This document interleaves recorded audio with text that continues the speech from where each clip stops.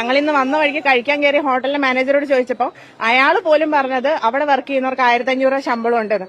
നമുക്ക് ഒരു ദിവസം അതിലും എത്രയോ കുറവാണ് കിട്ടുന്നത്. അത് വെച്ചിട്ട് നമുക്ക് ജീവിക്കാൻ പറ്റത്തില്ലല്ലോ.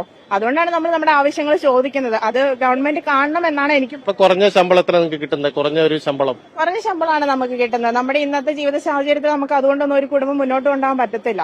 അതുകൊണ്ടാണ് നമ്മൾ ഇതിനു വേണ്ടി ഇറങ്ങി തിരിച്ചേക്കുന്നത്. ഇപ്പൊ ഈ 20,000 രൂപ കൊണ്ട് ഞങ്ങൾ എങ്ങനെ ജീവിക്കും? 2018 വന്ന ശമ്പള പരിഷ്കരണം ഇത്രയും കാലമായിട്ട് അതിൽ നിന്ന് ഒരു മാറ്റവും ഗവൺമെന്റ് ഞങ്ങൾക്ക് വേണ്ടി ചെയ്തിട്ടില്ല എന്നുള്ളത് നേഴ്സുമാരായ ഞങ്ങളെ സംബന്ധിച്ചിടത്തോളം വളരെ ദുഃഖകരമായിട്ട്. ഇപ്പൊ പഠിച്ചിറങ്ങുന്ന പിള്ളേർക്ക് കൊടുക്കുന്ന വെറും 18,000 രൂപ സാലറിയാണ്. അവരുടെ ഹോസ്റ്റൽ അക്കോമഡേഷനും ഫുഡും കഴിഞ്ഞിട്ട് അവർക്ക് കിട്ടുന്ന സാലറി വെറും 13,000 രൂപയാണ്. ഇന്നത്തെ ജീവിത സാഹചര്യം അനുസരിച്ച് അവർക്ക് 13,000 വെച്ച് ജീവിക്കാൻ പറ്റുമോ? സർക്കാരുകൾക്ക് സപ്പോർട്ട് കൊടുക്കുന്ന മാനേജ്മെന്റുകളായിരിക്കാം.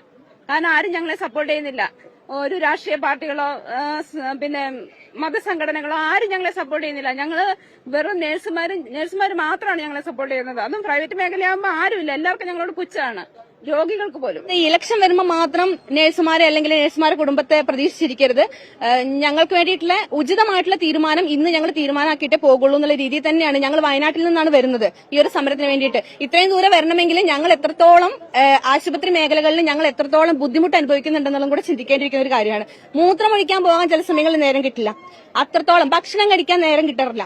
അതുപോലെ തന്നെ ഞങ്ങളുടെ ആരോഗ്യം കളഞ്ഞുകൊണ്ടാണ് ഞങ്ങൾ രോഗികളുടെ ആരോഗ്യം കാത്തു സൂക്ഷിക്കുന്നത്. കോവിഡ് വരുമ്പോഴും നിപ്പ വരുമ്പോഴും മാത്രം മാലാഖമാരെന്ന് വിശേഷിപ്പിക്കുന്ന ആളുകളെ എന്തുകൊണ്ടാണ് ബാക്കിയുള്ളവർ ഈ ഗവൺമെന്റ് ഇത്രയ്ക്കും അധപ്പതിച്ച രീതിയിൽ കാണുന്നത് എന്നുള്ളത് വളരെ സങ്കടകരമായിട്ട് ഞങ്ങൾ അത്രയും ബുദ്ധിമുട്ട് അനുഭവിക്കുന്നതുകൊണ്ട് മാത്രമാണ് ഞങ്ങൾ ഈ അനന്തപുരിയുടെ മണ്ണിൽ വന്നിട്ട് സമരത്തിന് നിൽക്കുന്നത്. കേരളത്തിൽ നഴ്സുമാർ ബ്രെയിൻ ഡ്രെയിൻ സംഭവിച്ചുകൊണ്ടിരിക്കുകയാണെന്നാണ് ഞാൻ പറയുന്നത്. നല്ല നഴ്സസ് തെരഞ്ഞു പിടിച്ച് നല്ല വേജസിന് വേണ്ടി നല്ല പോളിസിക്ക് വേണ്ടി പുറരാജ്യങ്ങളിൽ പോകുന്നു. ഇവിടെ ഒരു കോളേജ് എടുത്തു കഴിഞ്ഞാൽ നമുക്ക് 20 അധ്യാപകർ വേണമെന്ന് പറയുകയാണെങ്കിൽ 20 ഉണ്ടോ എന്ന് നിങ്ങൾക്കത് കൃത്യമായി നോക്കാം. പാലക്കാട് ജില്ല, തെക്കൻ ജില്ല, ഇവിടെ തന്നെ അത് കൃത്യമായിട്ട് അറിയാൻ പറ്റും. 20-ൽ 10 അധ്യാപകരുള്ള. എന്തുകൊണ്ട് അവർ പുറത്തോട്ട് പോകുന്നു? PG വിദ്യാഭ്യാസം, ഞങ്ങൾ ക്വാളിഫൈഡ് ആയിട്ടുള്ള അധ്യാപകരാണ്. PGയും PhD എടുത്ത അധ്യാപകരുണ്ട്. പക്ഷെ ഞങ്ങൾക്ക് ആഡിക്വേറ്റ് ആയിട്ടുള്ള ഒരു വേതനം കിട്ടാത്തത് കൊണ്ട് പലപ്പോഴും പുറം രാജ്യങ്ങളിലോട്ട് പോവാണ്.